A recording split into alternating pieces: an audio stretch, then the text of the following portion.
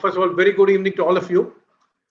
It's one more in the Startup SIG series, one which intends to give you all a live feel of experience from somebody who's gone through some exciting hairpin bends, if I can say so, in his startup hike. In general, it is not how many times you fall, but how well you rise up defines a person's strength of character. As I look at our guest Vaidhi today, I get an uncanny similarity to the role that the superstar Rajinikanth played in the movie Kabali. Kabali, the hero, was an influential person in the society and ends up in jail through some false charges. Released many years later, Kabali comes back to fight and win. The famous dialogue in Tamil, Thirumbi Vanditenu Sollu, meaning, please make a note, I'm back again. Again is a pun intended with Vaidhi here. Yes, it is. And Vaidhi is here, back again with his venture, coincidentally named Again Drinks. A true story of someone who has seen the heady highs with Fabmal et al. And featured in all magazines, and the abysmal lows. Almost did not know where he was, and now back again. Today, we are having with us to share his experiences. Vaidhi, having known you for more than 30 years, I can say that I have almost seen you through the entire travel. I've seen you build a successful career in corporate, and then, that was in Vipro, where both of us at some point in time were colleagues. And then from that safety, you jumped onto a startup, arguably the first e-commerce initiative in India, Fabmal. First of all, I thought I'll ask you a very simple question. When you had a good job, probably on an upward trajectory in Vipro, why did you get off that corporate career and start up on your own? So, was it passion for an idea, money, or is it that you just wanted to be your own boss? Vaidhi? Yeah. Okay, so first, Mike, absolute pleasure talking to you again. Yes, we've been friends now for so many years, so it's good to talk to you on an official forum like this. And thanks to everybody at TiE for having me here. So, your first question, I think there are different reasons why people become entrepreneurs. I mean, each of them, so somebody does it because they don't want to be work for somebody, they want to be their own boss. For a few people, wealth may be a consideration, but I suspect wealth is more of a recent phenomenon. So, in the late, when we started off in, say, 1999, I didn't even know that by being an entrepreneur, you could go create wealth for yourself. I mean, I didn't even know that. So certainly wealth was not a driver. Multiple reasons. In fact, if you read the book Failing to Succeed, it starts off with a chapter saying the click that changed my life. In my case, I clicked on a link that came on a Gmail, on a Hotmail. There was no Gmail in those days, on a Hotmail, and landed up on a website called Amazon.com. I was very fascinated by what they were doing, and hence decided that, this is such a great idea, and if there's an opportunity, we should do this in India. So, to me, the motivation was the fascination with the idea. I didn't know, I was passionate, but I didn't know what e-commerce was. So, it's wrong for me to claim today that I was very passionate about e-commerce because nobody knew what e-commerce was. It's just that I was fascinated with the idea that you could, and I'll tell you why the idea came up. We've all grown up being suspicious of shopkeepers, certainly in those generations. We all believe the shopkeeper, the retailer, is out to take us for a ride. And suddenly I saw this shop called Amazon trying to sell a book to me where they were in a different country and I was in a different country. So I saw this, I placed an order for a book. I don't even remember, some strange book. I just picked the cheapest book just to find out what, and the book landed up in my house through post after 3 weeks. And I just got fascinated by the idea that you could actually sell to a customer you will never see in your life. Whereas in India, we are all used to going to a shopkeeper and finding out what they do so that they don't cheat us. That fascination with that concept is what got me hooked into e-commerce. Even today, in fact, Mike, people sometimes ask me and I tell them, are you still fascinated by e-commerce after so many years? And the answer is yes. The single concept continues to fascinate me, that you are able to sell to customers you will never meet in your life. to me, that's the biggest fascination. And that's the reason I thought, let's do this. No, I think it's always like this, no? So what you say is the passion for the idea probably triggered you first, if I can understand so. And so probably the rest follows. But most times founders are so passionate and emotional about their idea. But is that really a good sign? Because there are times when things change. For example, COVID hit many people. The ideas were all brilliant till the pandemic hit, and but they are so reluctant to accept the change. Now you would have had certain many times. I know in your book itself you can see that there are points in time when you come out with something or miss out something, even though it came across in front of you as a what do you call a thing, like even the air tickets that you talk about, some opportunities which you miss out because you just think that what you're doing is right. Is there some things which the passion for an idea sometimes can be a constraint for a founder, because one does not want to see other opportunities or miss out on some things which come in front as a change to move? Yes, I think you're right, Mike. The passion for an idea is like a double-edged sword. If you're not passionate about what you're doing, then you might as well not become an entrepreneur. I think passion is very essential, because you're going to fight odds, you're going to fight battle in the market. And unless you're seriously passionate about what you're trying to do, it's very unlikely that you will succeed. So I think passion is very critical. But on the other hand, you're also right that sometimes passion prevents people from seeing opportunities, like you mentioned. So air tickets was one. But in that sense, we've been quite fortunate. The strangest opportunity that we came across was something which is a competing opportunity. We were trying to get people to move away from offline onto online. And we launched a grocery thinking people will come online. But the movement was so slow, we got stuck with inventory. So we opened an offline store just to get rid of inventory. And that became the Fab Mall chain of supermarkets, which became a 300 crore business in 4 years and got acquired. So in that sense, we did come across strange opportunities. Despite the passion, we took those opportunities. I think the bigger challenge is not just looking for ideas, which you mentioned. I think the bigger challenge is to not know when to let go. So sometimes if you're too passionate, involved in an idea, but maybe market fit is not there, maybe money is not there, maybe the business is not working, maybe customers are unhappy. Essentially, you reach a stage where you can no longer continue the business in the same form. But you're so passionate, you're refusing to close down and shut down. To me, that's a bigger risk. Passion is not just seeing a different idea. To me, the bigger risk is you won't know when to shut down and when to move on. And that's the bigger risk of having passion. But on the whole, if you ask me, should a founder be passionate or not passionate? I would say you should be passionate. I mean, there's a risk of not knowing when to let go, but without passion, you can never start. So to me, having passion is more important than not having. Absolutely, absolutely. I think I could agree absolutely with you on that front, because if you don't have passion, first of all, there's no entrepreneurship, there is no startup. I think that's the 200% certain.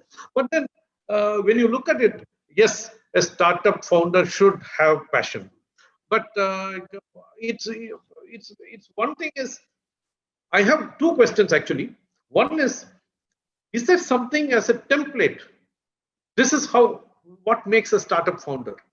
These are the 5 key aspects to make a startup founder. That's part number 1. And second thing is, your voice is breaking, many Mike. times Your when we voice is discuss breaking. with entrepreneurs, we want. Are you able to hear me now? Yeah, they were in between when you were asking the question, it broke. So Okay. One question is there a template for what a startup founder should be? Something like, okay, these are the 5 key things which a startup founder should have. Maybe whatever that you feel are the key. The second thing is, human beings are not the same. should they have a co-founder? Is it a must actually? Because many times when people talk about no, he is alone in it. So I don't know why they don't have a group of people. And the second thing is, when there are co-founders, there are going to be different personalities who come together. So these are fundamentally two questions I had. So is there a template for a startup founder, and is co-founders group of co-founders, is it a must to run a good startup?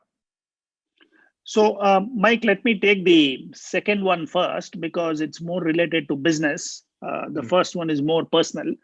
Okay. So I don't have a very specific view that you must have a co-founder or you should not have a co-founder. I think there are enough instances of single founder startup succeeding, and there are more than enough instances of thousands of startups with many co-founders failing. So I think there is no template in that sense. A startup succeeds for multiple reasons, including product, market fit, capital, people, team, and of course the good luck, the fortune which nobody can get, right? I mean, the right time, being in the right time at the right place, all of that is a matter of fortune, and if all of that come in place, it doesn't matter whether you have a co-founder or not. The only point that I want to make in a co-founder is that it is useful in the sense that because being a startup entrepreneur is a fairly lonely journey, right? Especially in places like India. The thumb rule that I have got for myself over the last 20 years of being an entrepreneur is that if there are 365 days in a year, 5 days will be good, 360 days will suck, right? Especially in the first 5 years. I mean, that's a very simple thumb rule to follow. And if it's a leap year, then 361 days will suck, right? So that's how life goes. So during those hard times, it's good to have a co-founder with whom you can bounce off ideas, find out, this is not working out, what should we do? And sometimes getting a perspective helps you take the right decision. Otherwise, the entire burden of succeeding and picking the right idea for the company is always on the single founder's shoulders. And that's a very dangerous burden to bear. So in that sense, it is useful. But on the other hand, you also have to figure out whether you're able to build a good relationship, the working relationship going forward. Your ideas, your co-founders' ideas may or may not match. That's the other challenge. Also, the other advantage that co-founders bring is that each of us, when we become a founder, we bring with a certain strength. I mean, none of us are supermen or superwomen, right? It's not that we go and we are able to do something. So some of us are good in sales and marketing. Some of us are good in techies. Some of us are good in operations. So it's good to have a couple of people who join you with a complementary skill. But there is no hard and fast rule. I think many of these skills are hireable. So even if you don't have a co-founder, you can hire senior people as part of the core team. So to me, it's not a very important thing. If it's there, it's fine. If it's not there, it's still fine. And I don't think it impacts your success. Let me come to the other part, the first part of the question as to what a template, because that is something I've thought deeply about over the years. And I have arrived at 7 things that an entrepreneur must be able to bring to the table as a minimum qualifying criteria to succeed. And these 7 things in no particular order are mind, body, heart, soul, blood, sweat, tears. These are the 7 things which are the tools of an entrepreneur, right?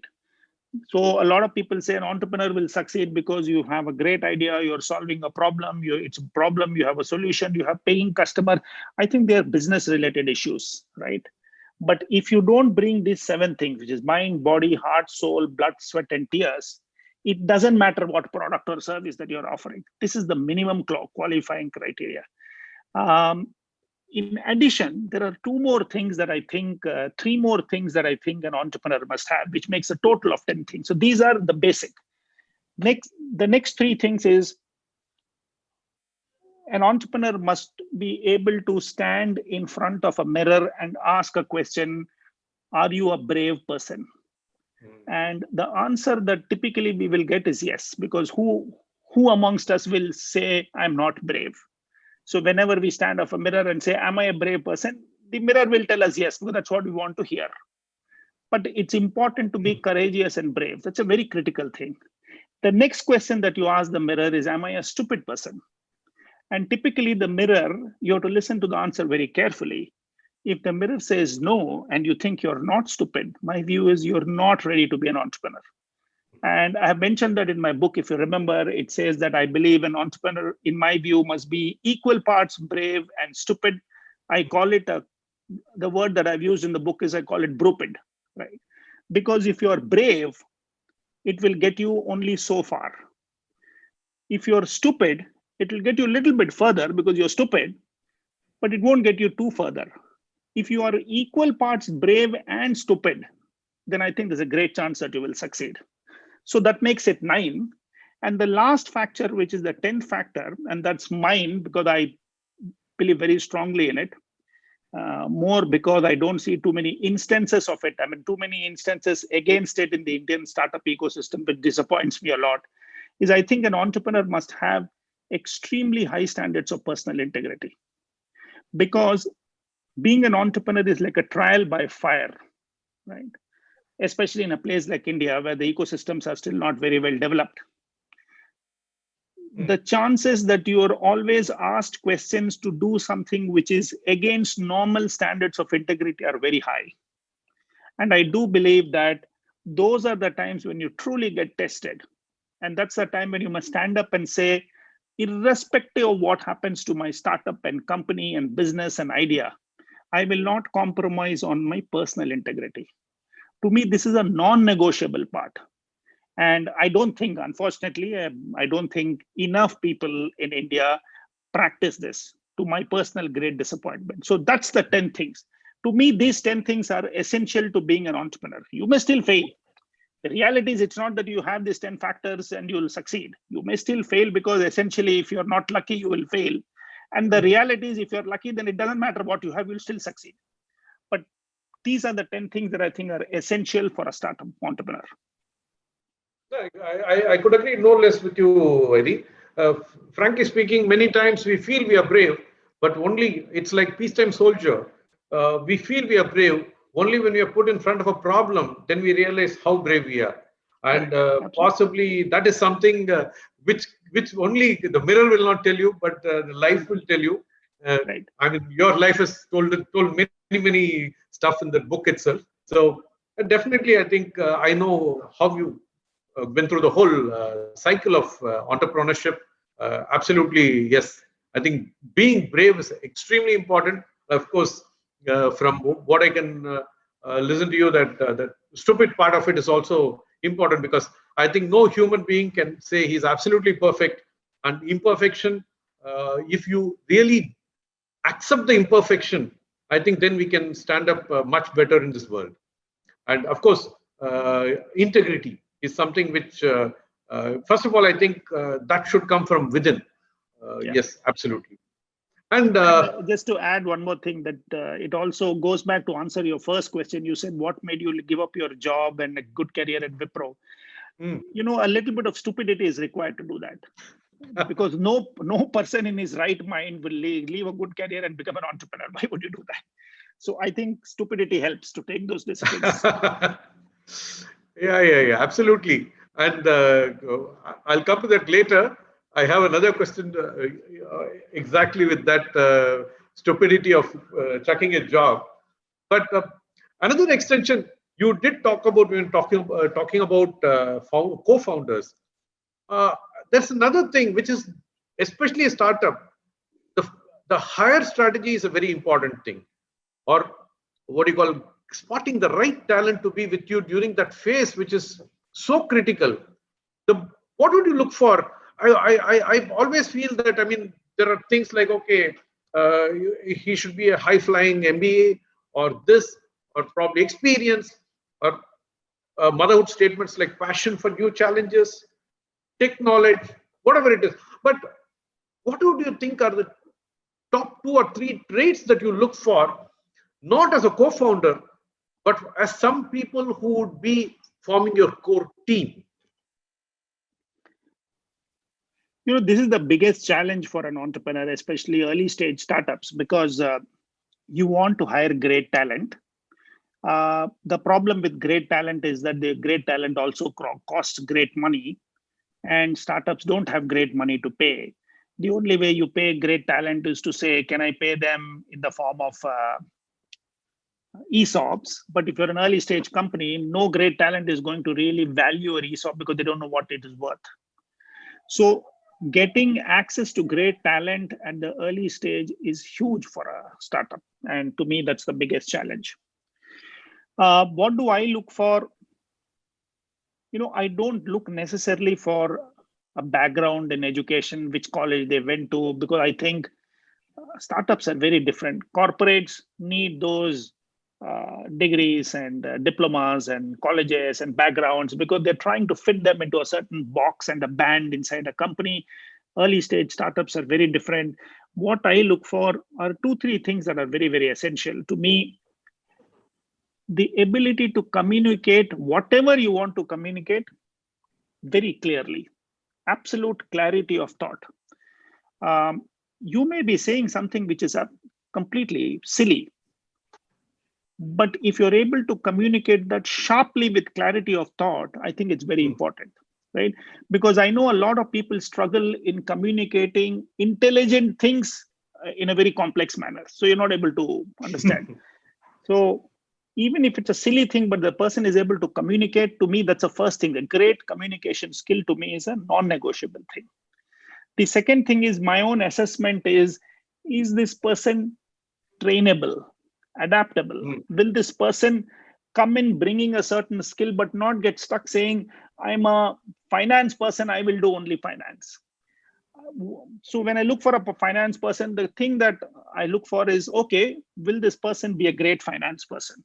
Then I ask myself, will this person be a great operations person? Can this person go and sell a product or a service?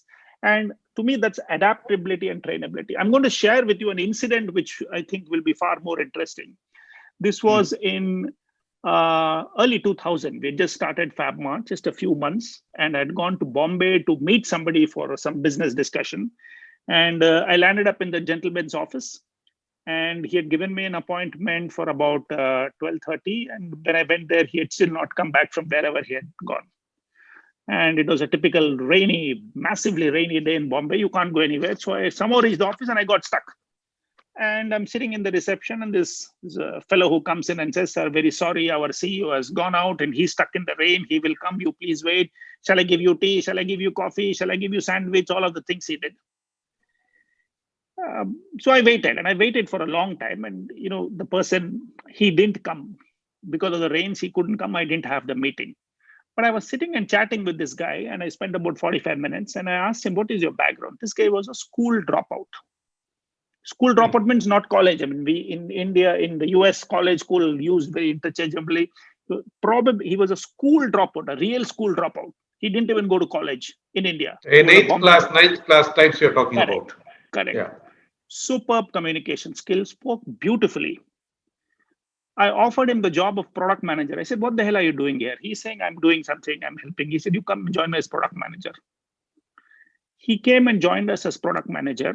And my other colleagues and co-founders were a little surprised, saying, how come you offered this job? And we got people from IIMs, and we had people from IIMs and all doing the same product management job. And how will this guy fit? I said, look, I just got something about this guy. So we took him. He spent a few years with the company. Then he went and joined another e-commerce company. Then he went and joined eBay. Then eBay moved as product manager to San Francisco. He built products for eBay and is now a very, very top-class e-commerce expert globally based in South Asia Pacific. He continues to be a school dropout. I don't think he would have reached where he reached in e-commerce if I had not met him that day, because he had no intention of doing that. No. Had it not rained that day, and the person whom you had to meet did not come. Correct. So it's incredible, but the spark that I saw in that guy, just ability to communicate, was so good. The way he offered tea, coffee, and sandwich, I knew this guy's got something about him. Very sharp communicator. So that's what I look for. To me, the degrees don't matter. And off late in my new hiring, I'm looking for a new factor. I'm beginning to see that if I have 2-3 people resumes that I'm very impressed with, that I have discussion, if somebody's worked in a startup, or has done a startup which has failed, then I give that person incredibly high marks. A startup entrepreneur who has failed, to me, is like gold. In India, they're treated like worthless. In the US, they are worth like gold and platinum. I'm very clear. If somebody has failed in a startup, I will just simply hire that person, irrespective of what the job is. Because you can always figure out, I mean, a startup entrepreneur will do everything. And that's what we're looking for. Oh, fabulous, Vaidhi. I think, frankly speaking, when you were explaining about that person, the way he handled you, I think most important thing is he was committed to what he was doing, and he was so very clear. He was passionate about whatever odd job that he was doing at that time, and that is something which is very required during in a startup time frame where everybody has to be ready to do everything and with passion. They should not think this I'll do with passion. The other thing is not so important to me. I think that's a very important thing. And the last one that you said, yes, of course, somebody who's gone through what you call an opportunity where they failed, possibly would be so eager to get up. And if somebody offers a chance, that'll be a great opportunity. Fantastic, Vaidhi. Absolutely. And another interesting question. We were talking about how they are treated in US and or anywhere else and things like that. You have been a Desi startup. In fact, that was the moment when the 90s, 99 and all that were the startups really coming up. Not like today. Today, there are so many. And we are now seeing many startups moving to Silicon Valley, even now, quoting better acceptance and better investments, etc. Do you see any specific difference, or do you feel it is just a hype? No, I think there are huge differences, if you ask me, between the ecosystem in India and Silicon Valley. In many forums that I speak, and people keep telling me, I think slowly but steadily we are trying to become a Silicon Valley and all that. And I'm happy with the ambitions and the intent that we have, but in my view, I think we are far away from being a Silicon Valley startup ecosystem. I'm not talking of business size. Right? I'm not saying that can we build the next Google or the Facebook or the Amazon out of India. That's not what I'm saying. I think those kind of businesses will come as we go in the next 10, 15 years. You will see very, very large businesses coming out of India as startups. But the big difference for me is that the social acceptance of failures in India is very poor. In Silicon Valley, it is very high. And the reason I'm talking of failure, and in a sense, that's a topic that we're discussing today, which is failing to succeed, is that if you take 100 startups, the reality is 95, 96, 97 will fail. Right? More startups fail than succeed. In India, people talk only of the ones that succeed and not worrying about the ones that have failed. Whereas India should be talking about more people who have failed, because that's a larger number. But nobody talks about them. US is exactly different. If a startup founder in the US has failed, you can be sure that person will go and she'll do her next startup very quickly. So existing companies, other startups quickly try and grab this person before she does her next idea, or she gets her next idea and say, come and join us. In India, if you fail in a startup, nobody wants to talk to you. You're treated like an outcast, right? To me, that's the key difference. And unless India builds a social acceptance of failure, I think we will continue to lag behind Silicon Valley as an ecosystem. And as a corollary to that, I think the government is responsible in a sense. Closing a company, I mean, starting a company in India, we keep talking of the ease of doing business, and the government every 2 years puts out saying our ease of doing business rankings have gone up, ease of doing business rankings have gone up. Those numbers have changed in the last 5 years, 7 years, 10 years, whatever those numbers are. And I'm very happy with the progress that we have made. But to me, a big leap will happen not when it is easy to start a business in India, but it is easy to close a business in India. Closing a business in India continues to be a nightmare. And I go back to this failing. If 100 startups are there and 97 are going to shut down, don't we need a process to make shutdown easy, right? We are trying to make easy for the 3 who succeed and not worrying about the 97, because if you allow an entrepreneur to shut down her startup and move to the next, will we build an ecosystem? That's what Silicon Valley does. And that's where I think we lag behind. To me, that's a big, big drawback.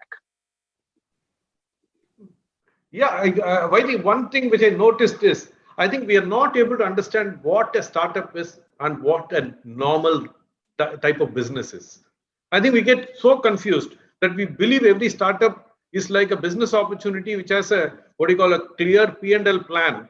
While that is required at the end of it, but we don't see that as something which is going to be built over a period of time. I mean, Taj Mahal doesn't get built with just a few bricks. It requires a lot of stuff and Yeah. passion. And whereas business, which is an already regular model, you start something which is already existing, you replicate it. That's a different model. A failure there should be viewed differently. But a startup is to be viewed differently. I think that maturity has to come in the minds of the Sure. society itself. I Absolutely. could agree no less on that. Yes, absolutely, absolutely. And of course, we've been talking. The topic today is also failing to succeed. And yes, coming to you, becoming an author and a best-selling one at that. I have a few questions. I mean, that's something which I never knew that you'll be an author for at least the first 25 years of what I knew you. But suddenly, you really became a good sought after type of a book that was. First one, in the book, while the family figures here and there, but I find that they are figuring at some of the most crucial moments. And the most crucial moments are the most difficult moments. Right. Okay, some of them seem straight out of a movie. What you will see, scenes which probably you will not think you will face in life. You can choose to be an entrepreneur. Yes, that's your choice, mate. I mean, why do you can choose to be an entrepreneur? But how does the family that has seen a, a person who has had a corporate job, supported his family fantastically well, how are they prepared to go through this? And how do you feel the family comes into play of a startup type of entrepreneurship? Yeah, Mike, that's a very, very important question, something very close to my heart. I'm going to define this based on two things. There are a lot of startups who come from a business background, right? Entrepreneurs who come from they're already in family businesses, could be a different business. They come from a different economic background and support systems. To them, doing a new startup, and if the company succeeds or fails, it really doesn't matter. It's part and parcel of life.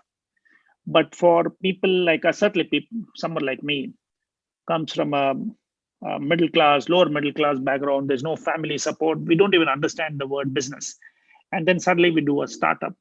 I think it is essential to have family conviction, and you must seek permission, which I did. I did seek my wife's permission before doing a startup. And she also got confused. She's saying, look, you're working fine, everything is fine, good salary is coming, you're getting promoted every 2 years. Why do you want to do all this? And she didn't even know the word startup because I didn't know we were starting up. I just said we want to do our own business, right? Much later, I Right. realized it was a startup. So she told me, said, look, I don't understand what you're doing.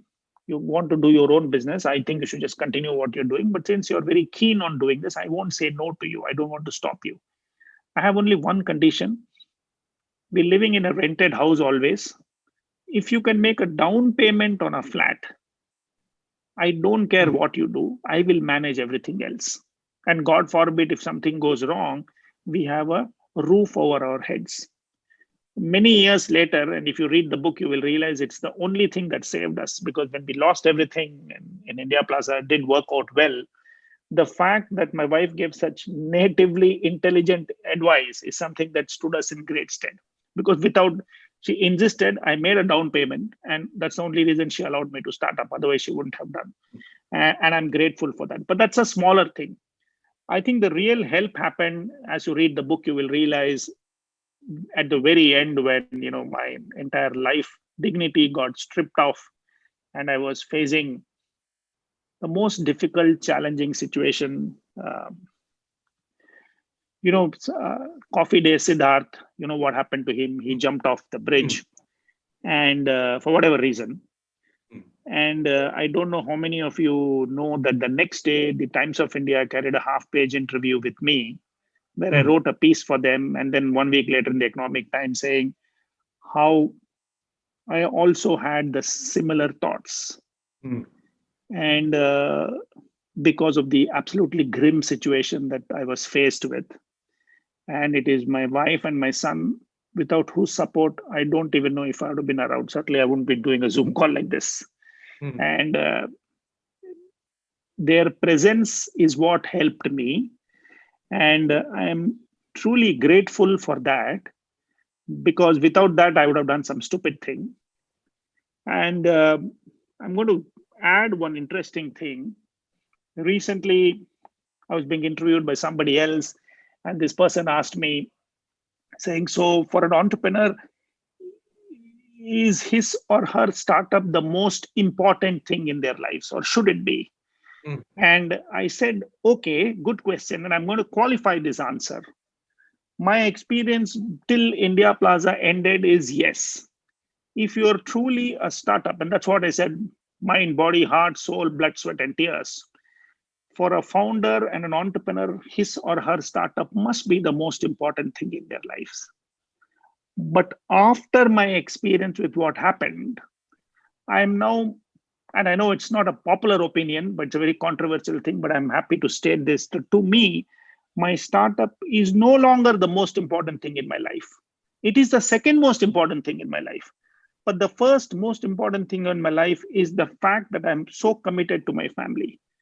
To me, my wife and son, they come first, because I know startups will come, startups will go, startups will succeed, startups will fail.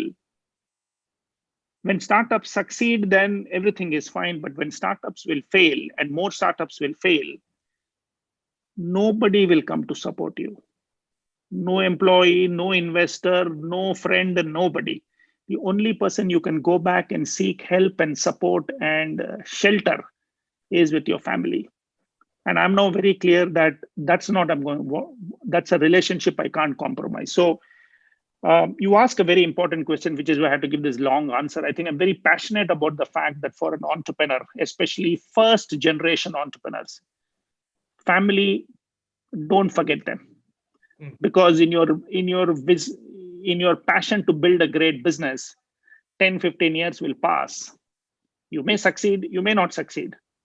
But those 15 years their family will never come back. So while you're doing that, and I'm not saying you don't spend time, be passionate about what you're doing, but every day be grateful for your family and make sure that you give them the time and the respect that they deserve. Nothing else is more important. Absolutely, Vaidhi. On a lighter note, I found one thing. When you started in 99, you convince your family of your stupidity to get into a startup. Yeah. And when you were about to do something stupid, the same family ensured that you did not do anything stupid. Correct. I think, absolutely. It's two ends of something. But what it means is, I think, in both sides, I see one thing in what you stated, that you took permission from your family, you said, or permission, or you can call it whatever, which means you always had the family synced up with what you're doing.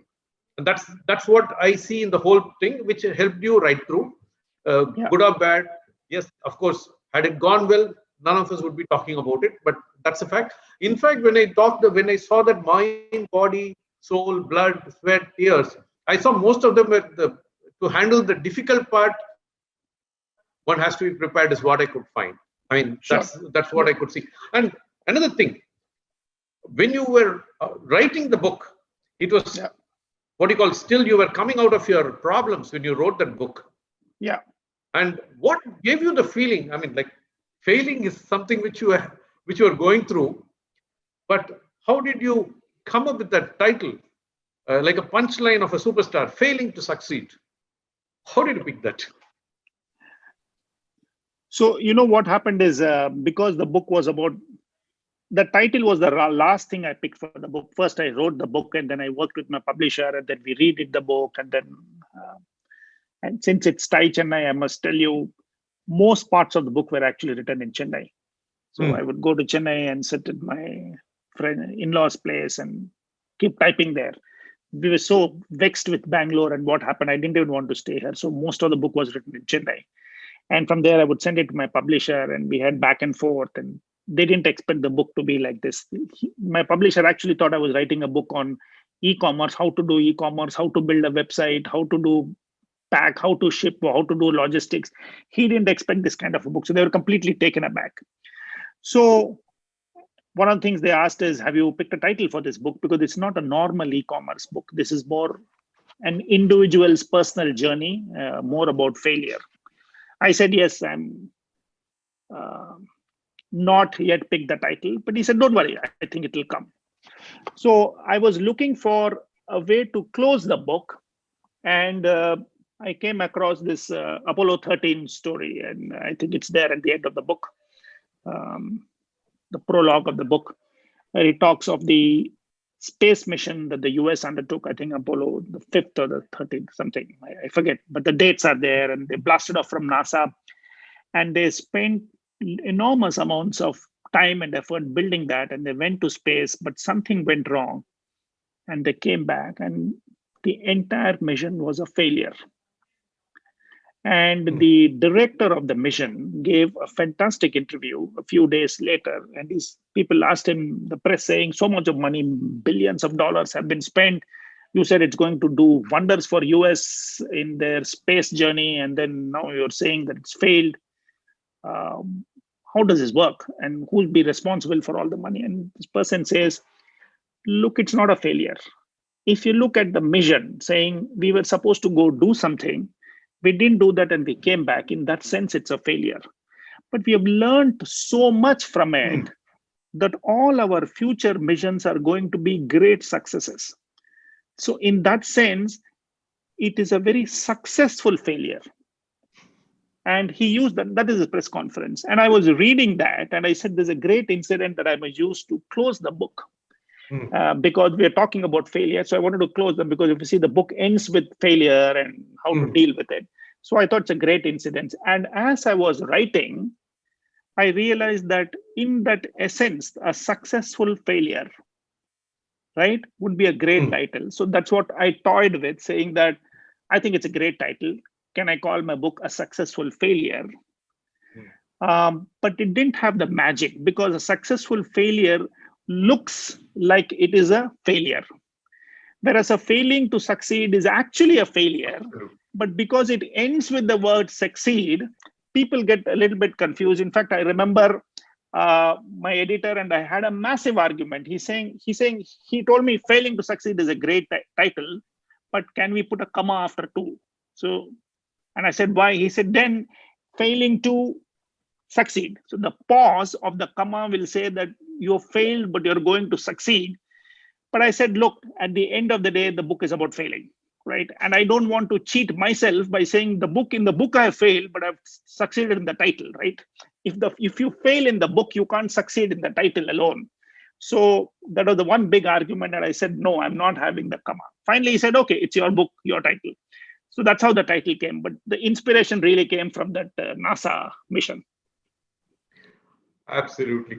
No, Vaidhi. And same way, I think you remove the comma from your life to start up again. So that comma is definitely the title is absolutely sounding positive. I should say successful failure would have been, it's definitely a negative connotation, while it virtually means the same. Fantastic. Now, coming back to something more normally what we do, startups normally want to get investors. Today, there are many angel groups and a good team with a good idea, when packaged very well, can get money. That's not today seeming to be that great a problem. Money is okay, but I'm not too sure the type of investor. See, most of the time we talk about what type of investment angel investor should make. But rarely do we talk about what type of an investor should a startup look for. Because many times the startups are a little go through difficult times because of ownership tussles. There are stories of founders losing ownership on only the money factor. So how does one choose an investor? Because most of the people attending that session today are young startups, people who are thinking about starting up, people who are in the small journey that they have kicked off. I think this will be a very important question that you can answer. So let me take, since many of them are early stage startups and founders, let me answer a smaller part of it before I go to the next part is when should they raise funding? I think it's an equally important thing. So let me just add a line on it. I think most startups and entrepreneurs get confused saying the purpose of their business is to raise money. And I think that's nothing is further from the truth. The purpose of their business is to do business well. Funding is a small part of the journey. Unfortunately, I think entrepreneurs focus too much of time and energy trying to raise money. My simple thumb rule is that you must raise money when you can use it to grow the business, right? If you raise money primarily to pay your operational bills, right, then you're not ready to raise money. Your business model, you must have proved enough to show that I think I can scale this such that I can pay my bills and make some money. Now, if I have capital, I can grow this to a large size, which means capital must only grow to the growth capital, which is to grow the business. Capital cannot be to pay the bills or survival bills, because then that money is lost. Now, the more important thing, I think, what kind of investor you look for. I think entrepreneurs must look. See, the reality is if you have 10 investors in front of you, A, B, C, D, E, F, G, H, I, J, or 1 to 10, all of them have money. I mean, that's how they're investors. So the common thing amongst them is the fact that they all have money. And by that simple token, money is not the most important thing, because the reality is that in the 10, if one doesn't have it, 2 will have. If 2 doesn't have it, 7 will have. 7 doesn't have it, 4 will have. But all of them have money. But your business is unique. Your business is different. So even if the money is common, what you must do is an entrepreneur must be able to sit back and write down 4 or 5 very, very strategic things that will help them scale the business in the next 5 years. And strategic things can be, can I get deep alliance network connections with my investor? Can my investor help me attract 2 or 3 extremely experienced, talented people? Can my investor bring some individual domain expertise to the business that I can seek out for? Can my investor bring some experience in, say, operational areas that may not be related to my domain, but there's a common layer there which I can use? So I think you list down 4 or 5 things that you need help with. And then look for these 10 investors in front of you and say, who amongst these 10 are most likely to tick some of these boxes? And then you rank them in order and say, I will now go to the person who's at the top of the list and keep working down. At the end of the day, it is quite likely that the people who can add more value to your business are not interested in investing. It's quite likely. It's not that you will only look. So finally, you're stuck with only the one person in the group who willing to put money but brings no expertise, in which case you take the money, because then you have to solve the problem on your own. But to me, and what you said is right, today getting money in India is not so challenging. So really what you should be looking for is, in addition to money, can I get something else? And that something else, if it is strategic in nature, that's what you should look for. That's what I would advise entrepreneurs. Okay. So it's definitely something which is a very important question that would have been on many, startup founders' minds, because they require money, no doubt about it. That's the priority in whichever form, whichever color it comes. But the fact is that it's always that small sense of doubt within. Am I doing the right thing? Am I, am I losing some authority over what I'm doing? And I mean, it's like, in fact, as they famously say, when the first round of funding comes, one celebrates. I would rather say when you keep growing, you celebrate, rather than when the funds come in. I think that's something which is very important. That's a key message that this thing. In the meanwhile, I thought probably we have spent almost nearly 55 minutes so far. I thought we'll probably take some questions which can come from the audience as well. Sure. I can see Chandu has a question. What kind of mechanisms, interventions, steps can organizations like TiE Chennai take or make to help entrepreneurs cope with the challenges of entrepreneurship, including failure? Like how TiE type of an organization can help these startups? So in fact, he's trying to get the what do you call SIG, what we are trying to do for startups. He's trying to get ideas from you. Exactly. Sure. Thank you. Sure. So I'm going to simply repeat the ideas that we discussed in TiE Bangalore when, and this happened immediately after, and that's why I mentioned the Siddharth incident of Coffee Day. When that happened, I think people in TiE Bangalore were quite shocked. And I remember I'm a charter member in TiE Bangalore, so we had several close group discussions. We also formed a support group saying what can we do at TiE Bangalore to help people. And I was part of the group simply because of my background in that sense. So some of the ideas that came up, and I'm happy to help TiE Chennai build this as we go along. But I think it's very important. One is, I think the most important thing you can do is to tell entrepreneurs you are available. I think that's the first and most important step, because the reality is there is not much that you can do to get the entrepreneur over the problems that he or she are facing, because they could be financial in nature, right? Somebody could be stuck in a financial nature because the business collapsed. And what can TiE Chennai do? You can't go write checks, right? So the person has to solve the problem on our own. But I think the biggest thing that organization like TiE can do is to reach out to entrepreneurs saying, don't worry if your business has failed. The reality is more businesses will fail than succeed. If it succeeds, well, good for you. But if it's not succeeding and you're going through difficult times, we are available. And depending on the problem that they have and they reach out to you, individually, you'll package a solution. In some cases, this could be so personal in nature. And I'm going to share, Chandu, one specific incident that happened when I mentioned that the Siddharth thing. We set up this group and we were discussing what happened. And after I wrote that article in Times of India and Economic Times, I got a call from somebody who I don't know how she got my number. She reached out and said, I read your article and I felt so good because my husband and I have been running this business for the last 4 or 5 years. We have 2 kids and we have a middle-class family. We've spent about 15 lakhs in the business and we don't have that money. We have borrowed money. And now we've reached a stage where we can no longer continue. The creditors are chasing us and we are planning to kill ourselves. I'm telling you a real life story, right? And your article this morning in Times of India tells me that there is hope. And someone like you got over a situation like this and you're still now there and helping and talking to people like us. We are feeling so good. I wish I had your courage. I wanted to just speak to you once, but we are very clear. We are taking the ultimate step. All 4 of us are going to kill ourselves. And, I cannot describe to you how helpless I felt on the other side, right? What do you do in a situation like this?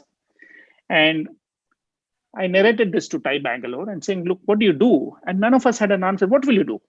Right? So the only thing that I could do is to keep talking some nonsense, right? Just to keep that person cross, because I think these crazy individual decisions that you take is momentarily happens in 1 second or 1 minute. Keep talking and help that person get over. And then hopefully they will realize the stupidity. And then we came back and realized that the biggest thing that TiE Bangalore can do is not to have conversations like this, which is a secondary thing, but to simply tell people that I'm available as a helpline. If you have a problem, call me. I don't know what your problem is, but at least I will hold your hand, right? If you're looking for a shoulder to put your head on, my shoulder is available. If you want somebody to hold your hand and walk, I'm available. I can't write a check for you, but anything else that I'm available. But the most important thing is I'm available. So to Chandu, the short answer to your question is, if you can tell people that you're available, I think you would have made a big step forward. Individually, you'll craft some solution, but they're not important. I think they're less important. They're a matter of detail. The most important thing is to tell people, when you fail, call me. I'll help you. Whatever. Just a follow-up question, Vaidhi. Do you think having an institutional tie-up with, say, some psychological counselor or those kinds of things, do you think those actually help? Because some of these, like you said, a person is down and out. So instead of us just trying to do some aragore, in our own half-baked way, but is there a possibility of doing something like this? Probably yes, Chandu, because I think it's a discussion again we had, and I'm going to just repeat that. It's not my idea. I think it was a collective thing that we did. We realized that having somebody who's got more expertise with the psychological part of it is better than us having some stupid conversations on the phone. But I don't think we ever did this. We thought we will do it. We toyed with it. I don't know why it never fell through. But on the face of it, my answer is yes, certainly makes more sense. But to integrate it in a manner that can happen, people need help now. I'm calling you at that time to locate a psychologist who can be able to answer. I'm not sure how well you will integrate the timing part of it. If you can do that, certainly it makes sense. I think that's the reason we dropped it, because we didn't know how to do the timing. So I was just, you were talking about it, and so I was just allowing that. See, there is a question from Shyam Pandule. What is a parameter for knowing product market fit, especially in B2B business? And the other question, probably an extension of the investor's question, which we discussed. How much importance does an investor give to a product market fit? Is there something? For an investor, it's probably the most important thing. Okay. And for an entrepreneur, I think should be equally important, because at the end of the day, a startup is selling a product or a service. And the product or the service is being purchased by customers. So unless a product market fit is just a very stylish way of basically saying, do you have customers for your product? That's what it means. I am selling something. Is there somebody willing to purchase my product? And will there be enough people purchasing it regularly? Right. That's all. So the 3-4 questions that I tell customers, the entrepreneurs to ask themselves is, what is the problem I'm solving? How many people are out there who are likely to use my solution to solve the problem? How many of these people who use the solution are willing to pay for the solution? And how many of those customers are willing to repeatedly pay for the solution? Right. These are the 4 things which you answer is what is called product market fit. And to answer the first question, and to answer the first part, which is product market fit, what is a good way for a B2B business? I think the best way for a B2B, B2C is to find out how many customers have you reached out to, given your product on a free trial or a sampling basis, and get their feedback from them. The one question that I think you should not ask, because it's an important question everybody asks, but don't go too much by the answer, is will you buy? Because we made the beverage, we reached out to people, we gave hundreds of customers free samples, and then we asked, will you buy? How does it matter to them? They'll say yes, right? I mean, it's not they're going to deeply think about it. So the one question that I think you should not attach too much of importance, will you buy my product or service? Because generally the answer will be yes, unless it's so bad. But otherwise, keeping that aside, I think simply getting candid customer feedback on the product or service you're building and reworking your solution to incorporating that feedback is the most important thing. That's product market fit from your side. For an investor, it's the most, that's what they will go for, right? Investors will ask, are customers willing to buy your product? Is there a large market out there? And is there a team capable of executing this? There's nothing else that matters to them. Yeah, I have quite a few questions coming up, but Shyam had again, just as an add-on, had inserted another follow-up question. They implement innovative study material by upskilling teachers in state board English medium schools. And they have about 20 schools tied up, which means he's talking about there's somebody to buy. Should they go for funding or organic growth? So I didn't understand that. What is it? What is this? No, they already have about 20 schools that have tied up for study materials for upskilling teachers. Now he's asking, should they go for funding or organic growth? So 20 schools are what he called tied have already they're clients, so to say. Okay. So, the general thumb of rule, I don't know enough about a specific business to answer, but the general thumb of rule is that there is no rule that says all startups must get funded. I think it's a huge thing that entrepreneurs must get out of their heads. Many people, entrepreneurs who reach out to me saying, should I raise funding? When should I raise funding? And, many of those businesses don't need funding, right? So there is no rule that you must get funded or it is time to raise funding. If you have a product or a service, in this case, you have material for upskilling teachers, you have 20 schools tied up.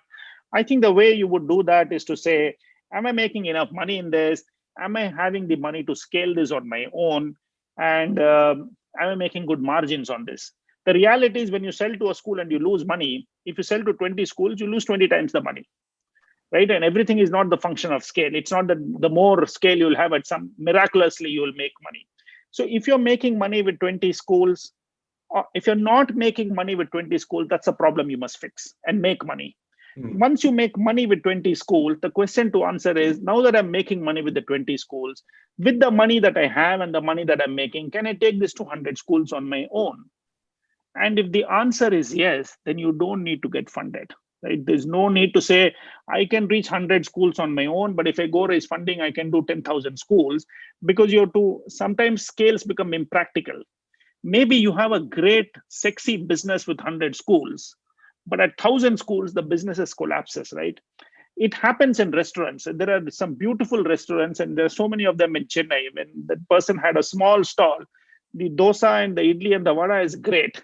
And then they scale and have 20 outlets, and then the taste just collapses. So that's a function of scale. All scales are not positive. So I think the question to answer is, if I'm making enough money and I can scale this on my own, there's no reason to make money, get funded. Thanks, Vaidhi. Mr. D. Gnanasekaran has a question. It's about, you talked about not able to close the 97 or 95, 96, 97 startups which fail and needs a logical closure. Is ease of closing business in India, does it relate to our culture to close? I mean, we don't want to close anything. Sentimentally, we just want to, try to keep everything positive. Or is it purely a thing which is a government initiative or a guideline which is not allowing us to close? What is the real problem? Well, at some level, it may be emotional. None of us want to close. I mean, as a country, we recycle stuff and all of that. So we don't want to let go of anything. But I think that probably is changing. Certainly from a startup point of view, many entrepreneurs who realize that they can't continue their business any further are probably in a situation that they want to move on, shut it and move on. But a lot of these rules about closing businesses in India are defined by babus and government officers over the last 10, 15, 20, 30 years. The business models have changed. The ecosystems have changed. The rules have not changed. I'll give you one very simple clause that exists. If you want to close a business in India, you have to get a letter of no objection from all the creditors saying that I have no objection to this business closing down. Who will give a letter like that? If you owe me money and you come to me and say, look, I owe you money, but I don't want to pay you. Will you give me a letter saying you have no objection? I will never give you the letter, right? So it's such an impractical clause that the entrepreneurs realize that it's never going to happen. So what do? So you just continue. And then you continue, and then you keep filing returns, you keep filing no returns, still it just becomes a mess. So at some stage it is emotional, but I do believe that if those clauses were not there, many of those businesses would officially shut down and move on. Just makes life miserable for everybody. Absolutely. Yeah. So I think it's more the government rules expect it to be like any normal business. So when it closes, it has to have all those NOCs. A startup is slightly different. I don't know. It has to be seen in a different perspective, and some rules have to be. And Mr. Ravi has asked a question. B2C seems to be have more adaptation or rejection of the product compared to B2B. Any thoughts on the same? Well, it's fairly simple because in B2B, the solutions to problems are fairly well defined. And it normally comes from somebody having a domain expertise. So for example, let's say I've been in the IT services business for a long time, and I've been selling to clients. And over my 20-year career with clients where I've been selling IT services, I realized that this problem my clients have faced. So if I'm doing a startup in the same area, I would solve that problem and go to those 20 clients as I can solve your problem. And maybe one or two will become your clients. It's fairly easy to define A problem solution in a B2B market, especially with some domain knowledge, is fairly easy to define. B2C is a leap of faith, right? So for example, we are making these healthy beverages. We do believe that it's great for people. There's nothing like it in the market, and it's wholesome and nutritious and filling. But that's what we think, right? Who's our market? Our market is 400 million people in this country. Absolutely. I can't go to 400 million people in this country and say, will you drink my beverage? So I ask some 50 people and say, okay, 50 people out of that, 25 people have liked it. Therefore, 400 million people are like it. That's a massive leap of faith.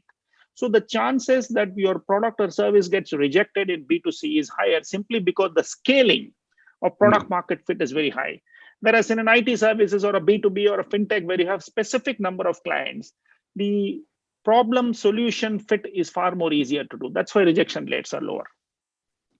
Yes, Vaidhi, and I feel that when you're large scale, when you reach 2,000 people, if even 3% are unhappy, which could mean 50, 60 people, that noise could be heard much more loudly.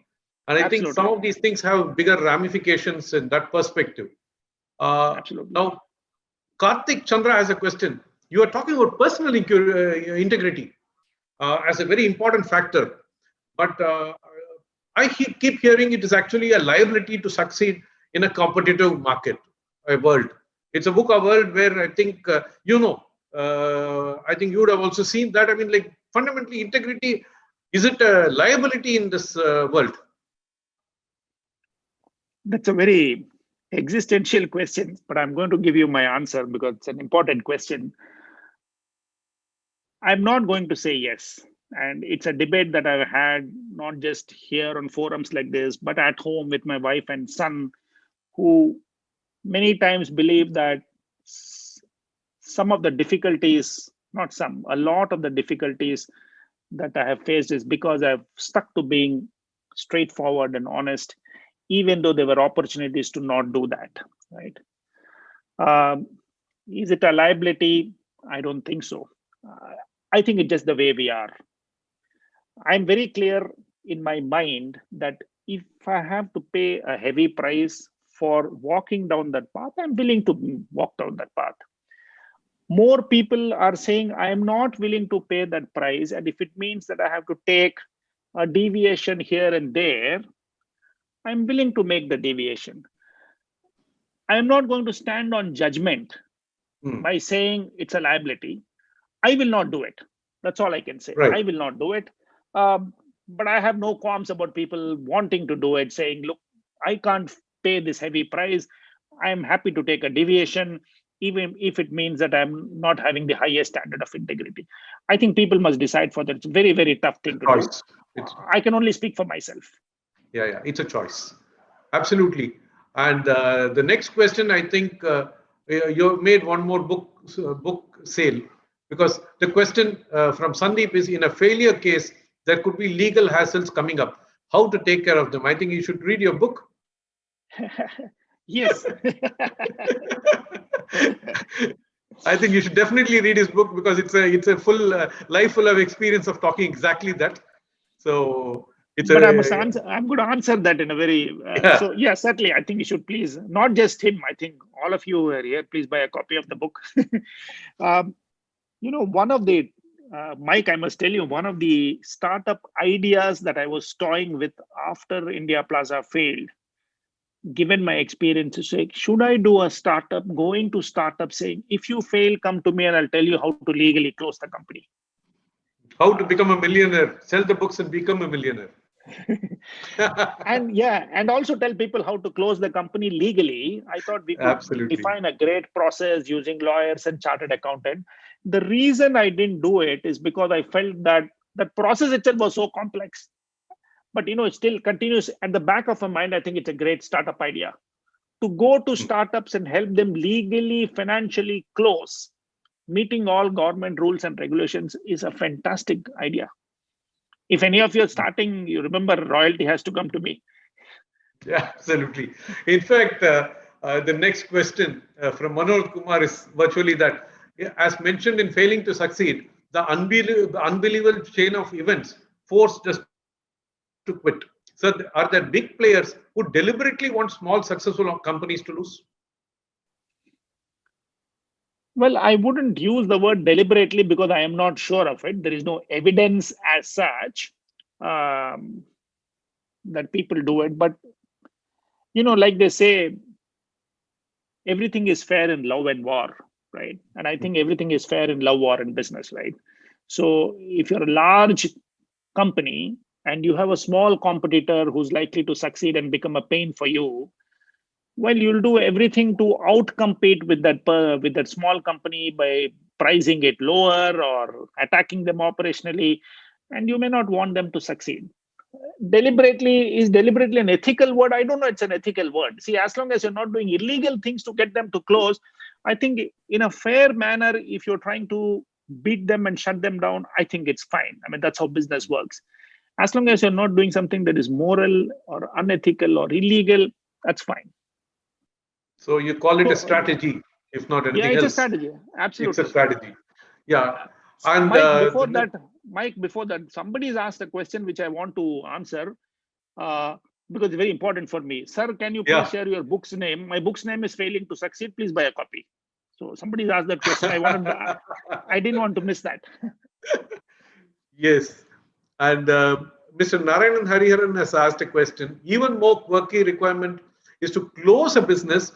Beyond that, not just closing a business, but the photo of a director working from the office premises, even when you disclose that the company has been non-functional for the last so many years. I think what he means is possibly the photo getting publicized and things like that. If I can understand it. I understand. I mean, I'm sure there are more similar quirky rules. Here, what happens is it's a new rule that has come in for existing. So when you if you set up a new company in ROC, one of the things that they're now asking is if it's a registered office, the director must stand in front of the picture and take a photo with the board coming in to prove that this is your office, which is fine. But what he's saying is it is probably a requirement for a failed company. So you want to shut down your company.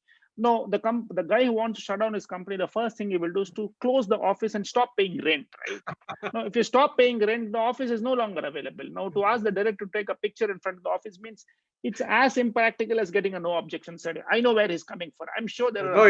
It's virtually like saying, those who are absent, put up your hands. Yeah, absolutely. Probably worse. Probably worse. I'm sure there are many silly rules like this. Yeah. And next one is from Janani. I am not able to hire high-cost talent because of that growth rate is low. What's the solution? It's a typical startup question, I think. Yeah, it is, and we did discuss it earlier also. So So I'm going to repeat some of this. I think it's a massive problem trying to get great talent for early stage startups. The only thing you can do, there are only two ways out. One is to not look for great talent, but look for average talent who will cost you less, but use your own passion and train them to succeed so that they punch above their weight, right? It's like two football or cricket teams where one team has, and if you watch the game against Sri Lanka yesterday, right? India has a bunch of stars and they're all new players trying to make their mark. You wish you had people on the other side batting for you or bowling for you, but you can't. So what do?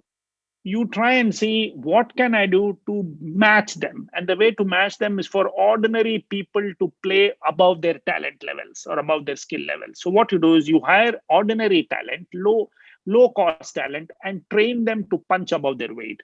That's option number one.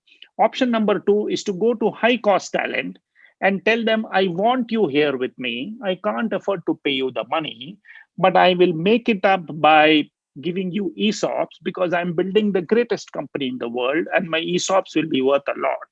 And this is how the ESOPs will work. And one of the important characteristics that every founder must have is that he or she must be a great salesperson. It is non-negotiable because you're not selling only when you're selling the product or service. When you're hiring people, you are selling. For an early stage startup, hiring the first person is the biggest sales job that you will do in your life, right? to go to a great person who's got 25 years of experience and go to him and say, join my startup. I'm building the next biggest company in the world.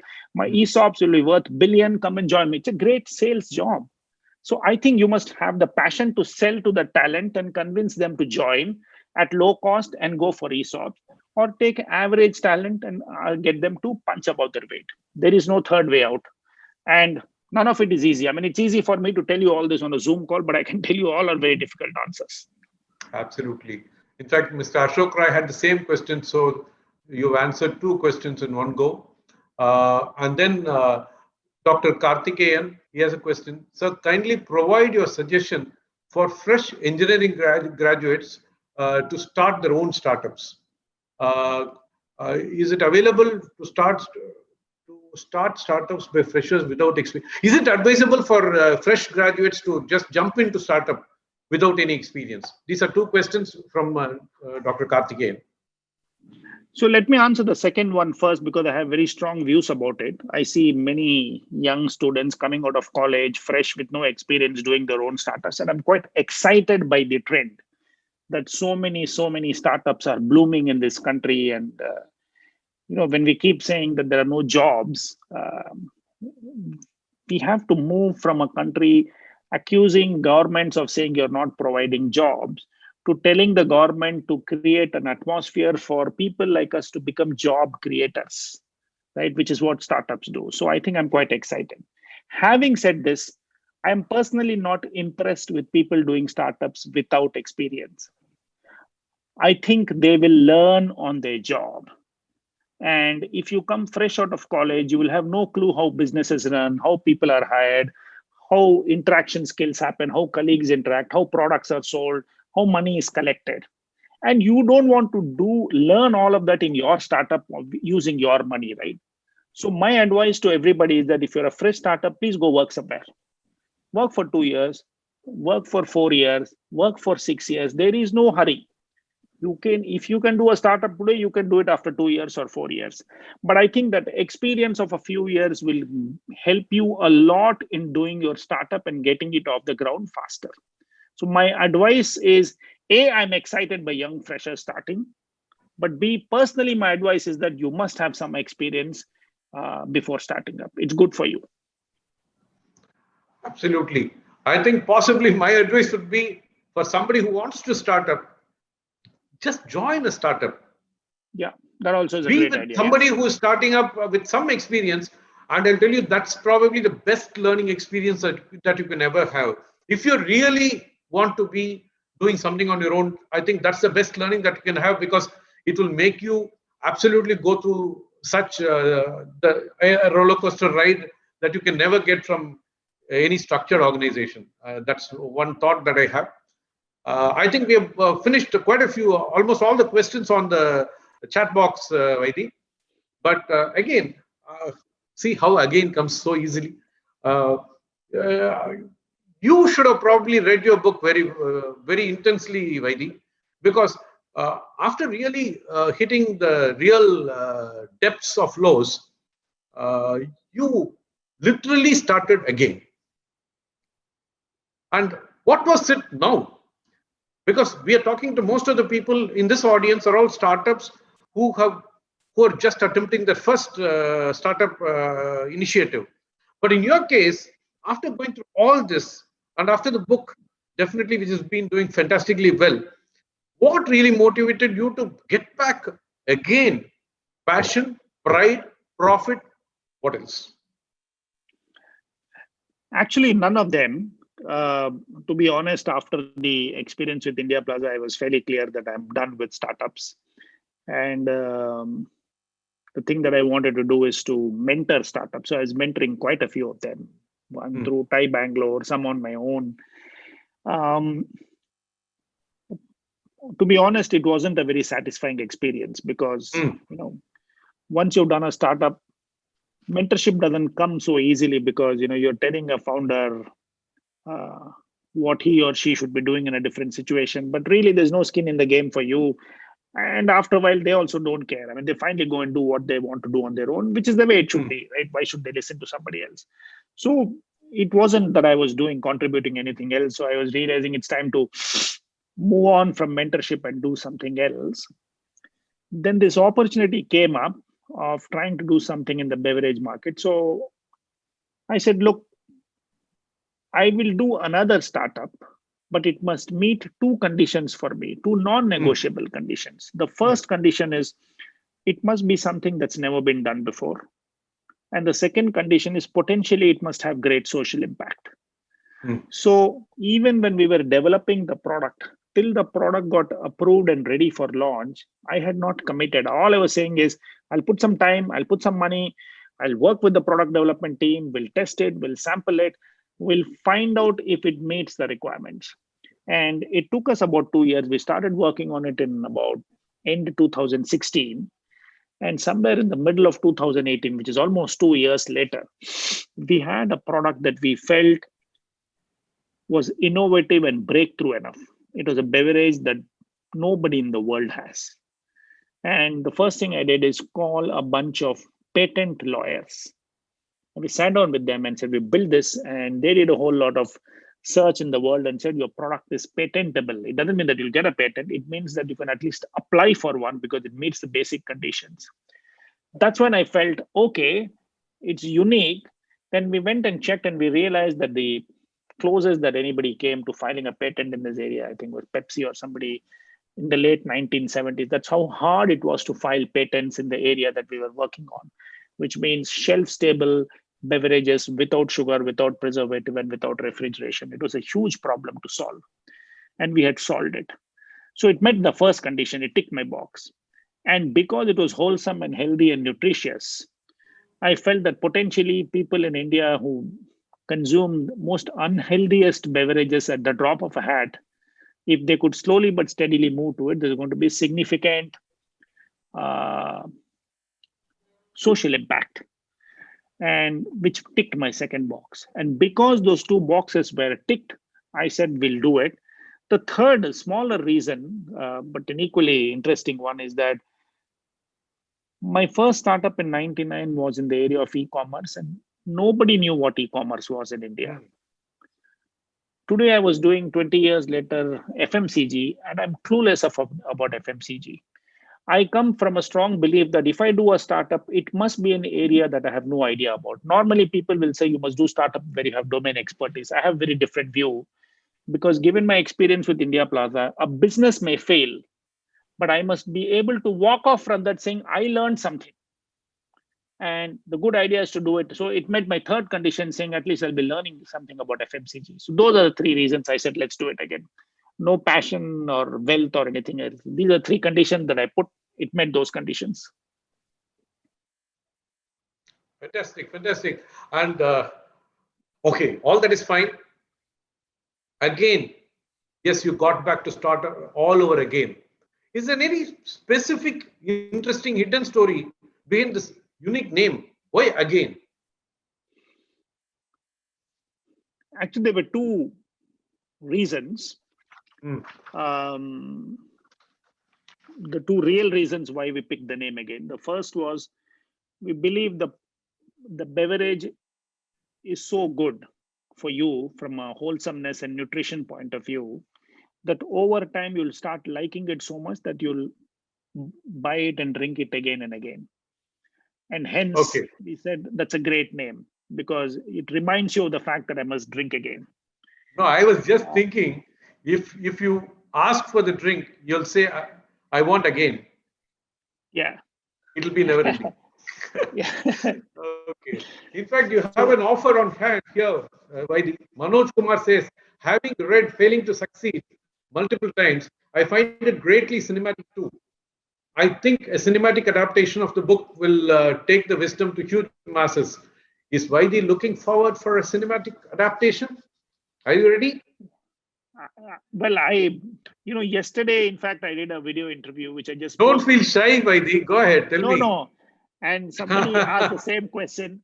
The answer is, I wish somebody would like the story well enough to convert it into some kind of cinematic thing and take it. I would love to see it on screen. Yeah. Fantastic. Fantastic. I wish that happens. And another thought that came Okay. Yeah. Akshay asked, what's the name of your new startup? That's again. So see, it's a drinks which is called again. So Akshay, The that's the website answer. is againdrinks.com. The website is againdrinks.com, so you can check it out. Okay. Yeah, we are almost there. We are just about 2 minutes from what we planned. The planned time was. One thing which came about when we were talking about what TiE or anybody can do. Chandu, I was just thinking, we were talking about how corporates or no companies taking failed startup startup founders or people who have worked in that because it's a failure. They don't accept people in fresh job in the next career job in the career. I think if we can bridge that gap, we can think about it, we can brainstorm. I think they're fantastic. Their experience is fantastic, and I think they'll be extremely useful in tough, challenging opportunities. I think I probably think I we can request discuss all and the find out. startups So and just giving a shoulder to cry on, we should look at it. my just one request to the entrepreneurs here is if they can give their suggestions to the secretariat, I'll be grateful as to what are the kind of specific inputs they request. We can see what we can do. Thanks so much. Absolutely. Lovely session, Mike and Vaidhi. And I'll just, on a closing note, what I can say is, as we bring the curtains down this evening, I just get a small feeling. Failing is just a scare, like in sport, where we take chances, and as long as we have the strength of mind, we can rise again. That's a learning that I had. Normally, we say we fail or we win. We must now say we learn or we win. All of us come back with can come back with a greater chance of success, and definitely Vaidhi, or can I say thanks Kabali? Okay, best wishes for succeeding again and again.